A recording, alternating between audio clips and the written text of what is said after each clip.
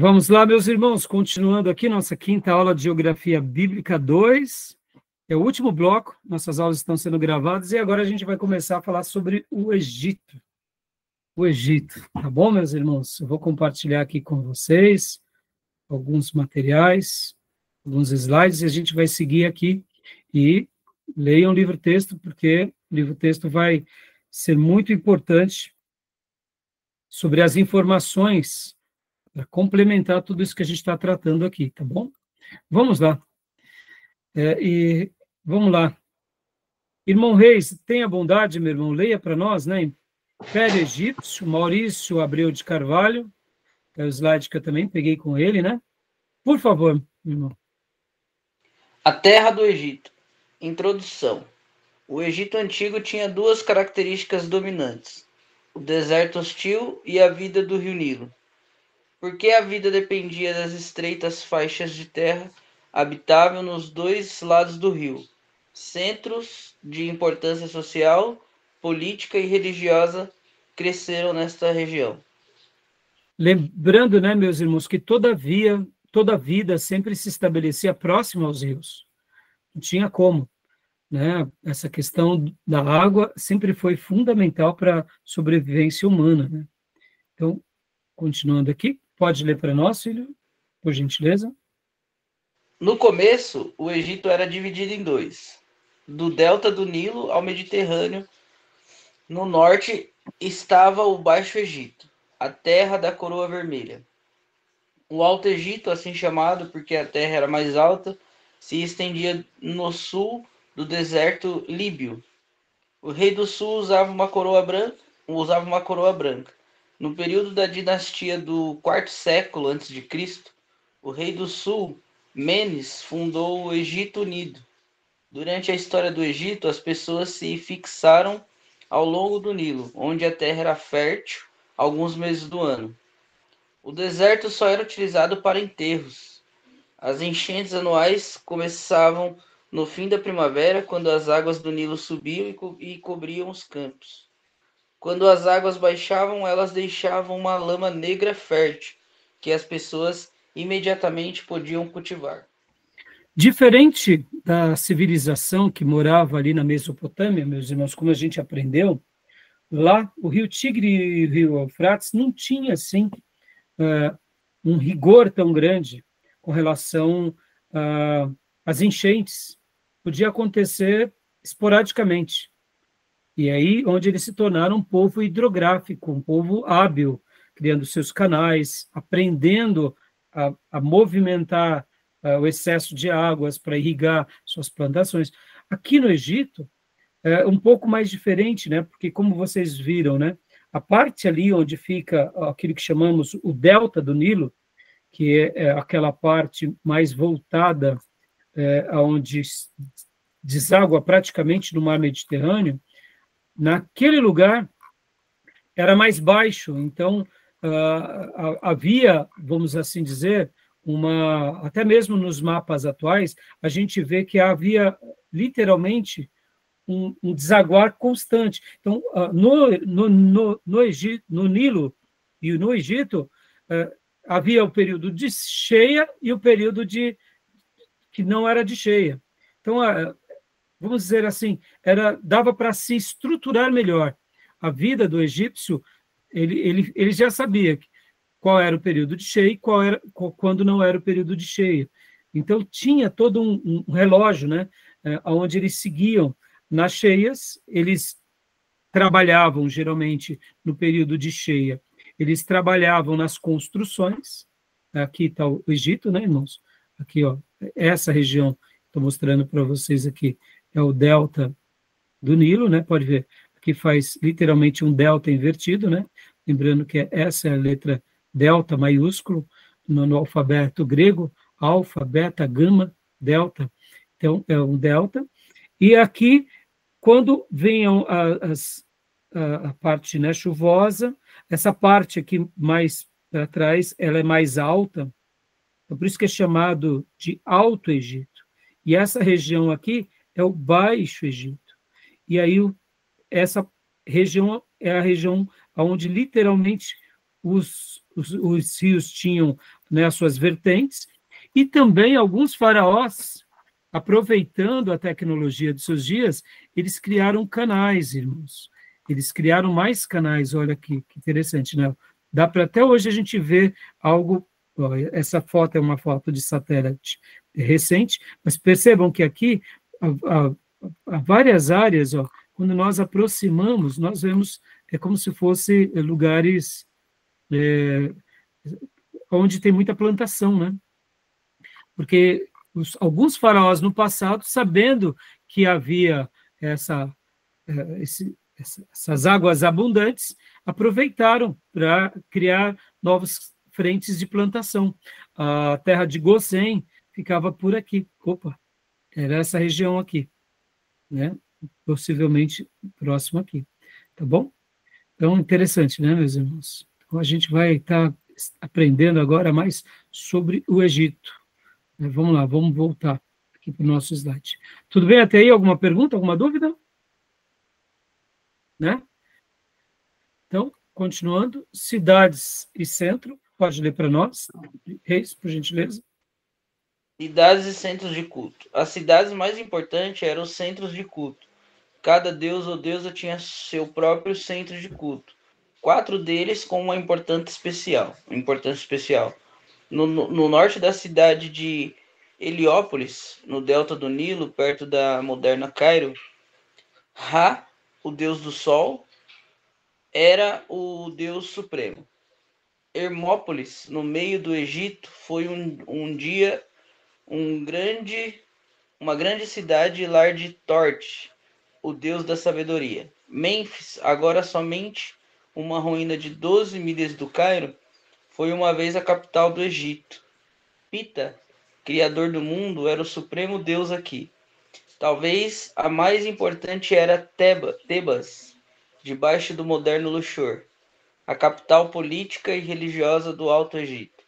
Aqui, Amon, o deus do Estado e criador de todas as coisas, era adorado. O famoso Vale dos Reis fica próximo a este lugar. Então, aqui, o professor Maurício está trazendo uma síntese, mostrando, né, como que era um pouco a divisão desse reino e as características que ali estavam embutidas. Ó, aqui, olha só para a gente reposicionar o Alto Egito aqui, nessa região, irmãos. Ó, aqui está o Mar Vermelho, né? Deixa eu até mudar a cor aqui, para facilitar. Aqui é o Mar Vermelho, né? Aqui é a Península do Sinai. E aqui, ó, então percebam que aqui essa é a região do Alto Egito. Ó, Vale dos Reis, Vale das Rainhas. Então, cada dinastia ia construindo, podem ver que no slide anterior a gente viu isso. Tem hora que a sede saía de um lugar, ia para outro. Era estratégico? Sim, tinha vezes que sim, mas tinha vezes que é uma questão de você perpetuar ali a sua dinastia. Vocês têm que lembrar, irmãos, que uma coisa que acontece com os poderosos é aquilo que a gente vê até hoje. Os poderosos são muito vaidosos. Eles querem marcar o seu poderio, a sua história, perpetuar o seu nome. Pode ver. Raramente a gente vai ter um rei que saiba administrar essa vaidade, né? Faz parte da vida de um rei o quê? Querer perpetuar. Eles apagam a história anterior e constroem a sua história, a sua dinastia. E vocês têm que lembrar que o Egito aqui, de uma forma ou de outra, ele teve um certo privilégio também, porque para que uma pessoa conseguisse entrar no Egito, você tem que lembrar que aqui havia muito deserto, e que nessas regiões, mesmo aqui no Alto Egito, são regiões altas. Então, assim, para se chegar ali no Baixo Egito, era muito difícil. Então, eles estavam protegidos, ora pelo Mediterrâneo, ora aqui também pela Península do Sinai, querendo ou não, um povo para poder atacá-los aqui tinha que enfrentar um grande deserto. Ou senão eles tinham que enfrentar desertos nessas outras regiões.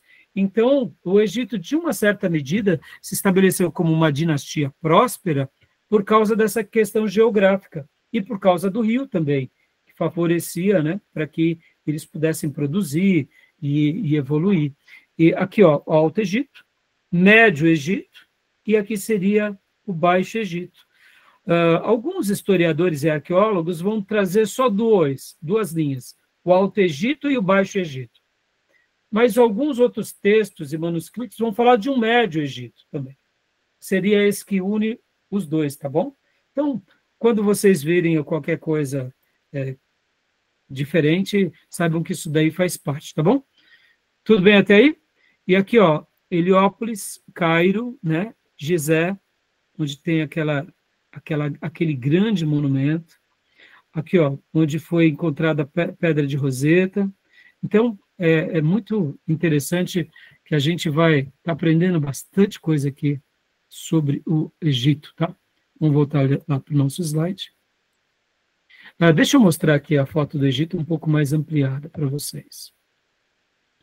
Só para vocês se situarem e não esquecerem, né? Ó, irmãos, vocês têm que lembrar que o Egito ele está aqui na parte norte da África, né? Aqui é todo o continente africano, né? Ó, todo o continente africano. Então, essa regiãozinha aqui é o Egito, né? Ó, hoje, a gente vem aqui, ó, o Egito é esse hoje, atualmente, né? Então, perceba, irmãos, quando a gente pensa, né, ó, para o Egito ser atacado, as suas capitais, era muito difícil. Eles tinham que cortar muitos desertos. Imagina um povo querendo chegar lá no Egito e tendo que passar por semanas num deserto. Eles chegavam lá acabados, né? Então, eles, querendo ou não, eles tinham o mar também, que favorecia, protegia de certa medida, né? Aqui também o Mar Vermelho, ou seja, essa parte aqui que liga entre Israel e que hoje a gente tem aqui como a faixa de Gaza, né? Mas essa região aqui é muito desértica também. Pode ver que até hoje, ó, quando a gente põe isso daqui, eu estou falando agora, ó, podem ver que é puro deserto isso daqui. Você tem que lembrar que o deserto ele tem uma característica que durante o dia ele é muito quente e durante a noite ele faz muito frio, né? Porque ele perde a temperatura. Né? Não pense vocês. Você vive a 40 graus durante o dia acima, 40 graus, né? 40, 50 graus, e de repente, quando vai escurecendo, a areia, ela não é que nem as cidades, a não ser quando você está próximo a algumas, dependendo do lugar, até mantém um pouco mais. Essa questão da temperatura, ela cai para praticamente 0 grau. Um dos motivos dos povos beduínos terem muitas roupas, e geralmente claras, é essa. Porque durante o dia eles se protegem do calor, é uma maneira do sol não os consumir, e durante a noite, principalmente desértica, eles cobrem. Então, percebam, por isso que é uma região muito privilegiada, né? Tá bom? Então, vamos voltar lá. Vamos voltar aqui para o nosso slide, vamos ler mais um pouquinho. Que agora a gente vai ler bastante, tanto esse material quanto o livro-texto, tá? Vamos lá. Passo por aqui para vocês. Continua para nós, por gentileza.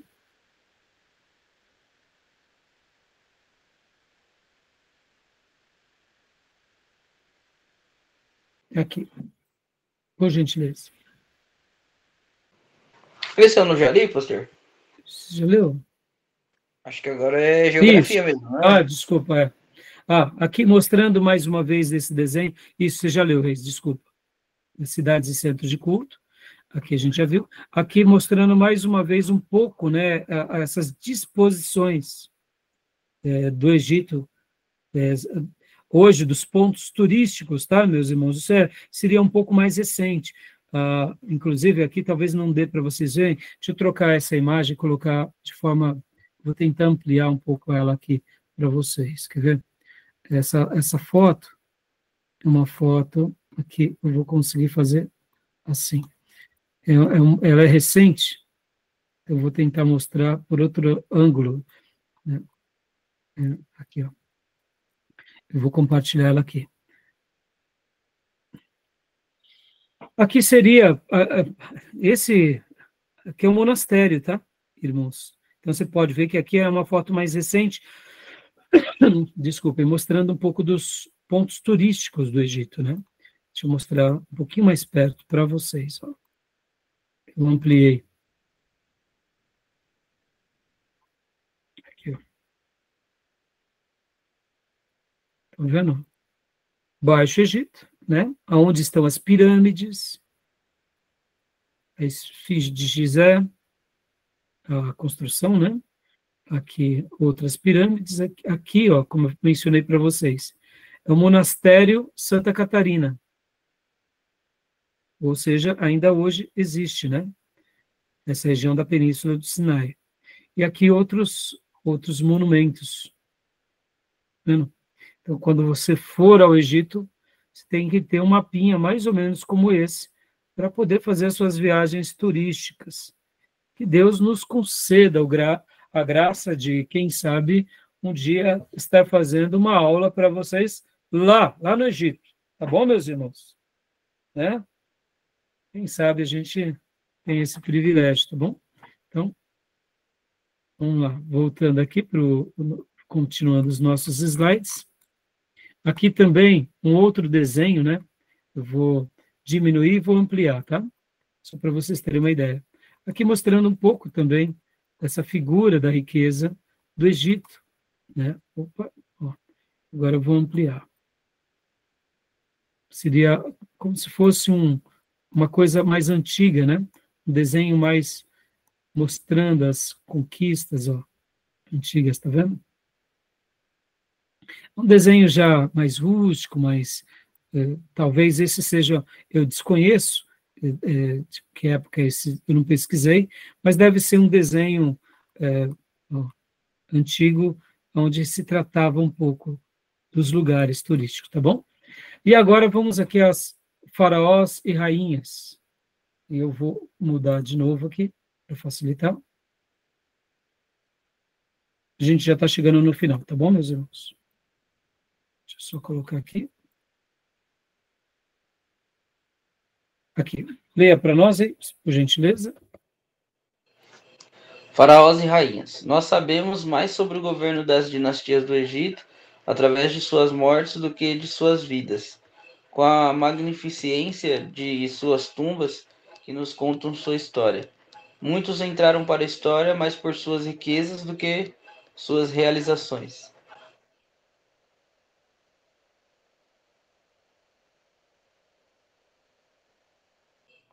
Tá saindo o áudio do senhor não, pastor? Opa, então tá bom. Põe mais um áudio aqui. Desculpem, aqui. Vamos só ler mais esse outro slide, irmão, e a gente vai estar encerrando aqui. Aliás, vamos dar uma pausa agora aqui, meus irmãos. Paramos aqui, ó. Faraós e rainhas, tá bom? Faraós e rainhas. Então, deixa eu dar uma breve síntese para vocês aqui, meus irmãos. O Egito, ele nem sempre foi unificado, tá bom? Como vocês viram aqui há pouco, né? Nesse desenho. Essa região, que era do Alto Egito, eles tinham as suas dinastias, os seus reis, e também tinha os reis aqui do Baixo Egito, tá? O início dessa civilização, existem muitas coisas que até hoje não se tem uma resposta. O que nós vamos ter, assim, com mais informações, são os faraós que unificaram esses dois Egitos. Só para vocês terem uma ideia, as coroas deles eram diferentes, né? Quando a gente olha aqui, por exemplo, essas figuras aqui, quer ver? Deixa eu ver se eu tenho... deixa eu mostrar... Deixa eu ver uma figura... Agora eu não estou conseguindo achar. Mas tem algumas figuras e você nota uma diferença do chapéu. O Alto Egito tinha um chapéu e o Baixo Egito tinha um outro chapéu. Por isso que alguns historiadores vão dar uma ênfase a essa questão de apenas dois Egitos.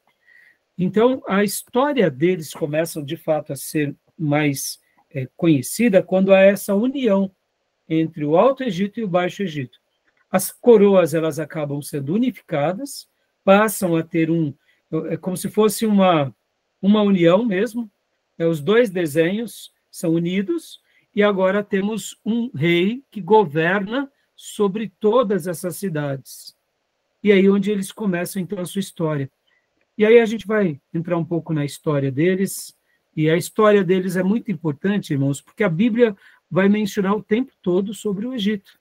Acontecimentos, fatos, relatos, e é claro que o episódio mais emblemático de todos é quando, de fato, Deus tira o seu povo do Egito e ali manda as 10 pragas.